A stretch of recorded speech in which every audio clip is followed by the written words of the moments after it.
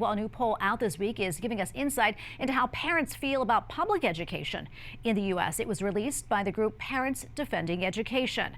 Some of the key findings include the following. 52% of parents say they support reducing the size and influence of the U.S. Department of Education. 77% believe the state should have more flexibility on how to run their school districts. Meanwhile, 75% of parents and 72% of Catholic parents oppose school faculty and staff from withholding information about a child's gender identity from parents. And a majority also oppose biological males who identify as females from using female bathrooms and locker rooms. And joining us now to talk more about all this is Michele Exner, a senior advisor for Parents Defending Education. Michele, great to be with you today. Before we get more into the numbers, tell us why this poll was conducted in the first place and what it reveals overall.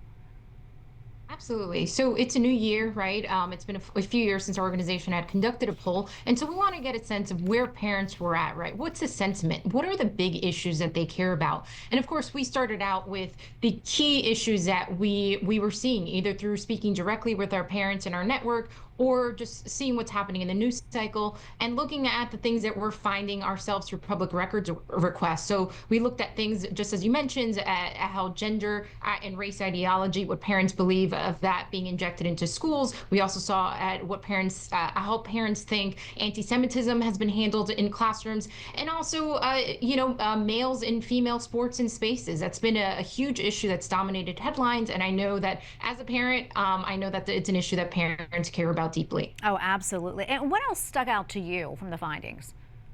Absolutely. And so one of the big things that we always talk about in our organization is the emphasis that schools should be spending every single hour of the day on core academics, right? I'm talking about math, reading, science, and history. And unfortunately, what we've found over the course of the past couple of years is that that's not been happening, right? Schools are getting away from the fundamentals and focusing on frivolous things that shouldn't matter. Mostly the gender and race ideology that they're injecting in schools. That's really just creating division and hate in classrooms. And at the end of the day, is not helping children meet their academic goals. And so one of the numbers here, we found that 90% of parents agree that focusing on core subject areas such as math, reading, science, and social studies would improve the quality of education. And this was a number that transcends political lines, right? This was similar numbers across Republican, Democrat, and independent voters, and also Catholic voters, right? Believe also 90% that schools should be focusing on these core issues if they want to successfully help children achieve an education. Yeah, that is so very important. There were a number of questions asked in the polls,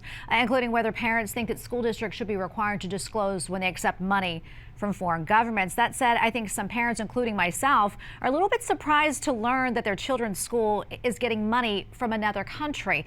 What more can you tell us about that, Michele, and how common is that? Absolutely, right? I think if you would have asked me 2 years ago, I would have thought, no, of course, it's coming from federal or state dollars, right? Our tax dollars that are funding these schools. Well, no, actually, last spring, we published a report from a high school in Fairfax County that showed that high school had gotten at least $1 million from the Chinese Communist Party. And so that kind of struck, well, if that's happening in this one high school, where else is it happening? And so we found that there were about $18 million that had come from the Chinese government that had funneled into schools across America, up to 140 school districts about. And so a huge deal, right? Because China is an adversary of the United States. This is no secret. There is no incentive for them to help American students. And so at the end of the day, this is just it could be seen as another tactic for them to gain influence of the American populace, right? Whether that's intellectual property, right? Intellectual information.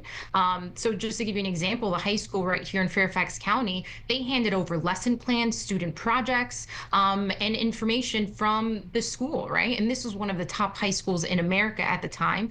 And just to give you an extent of how bad it was, China actually now has 20 Thomas schools that were essentially copied from our model. That shouldn't be happening. And so that's why we wanted to ask the specific questions. We wanted to find out how parents feel about it. And again, no surprise that parents are concerned about it. They don't believe that our schools should be getting and receiving foreign funding. No, not at all. Michele, thank you so much for talking to us about all this. We appreciate it. It's really eye-opening. Thanks so much, Tracy.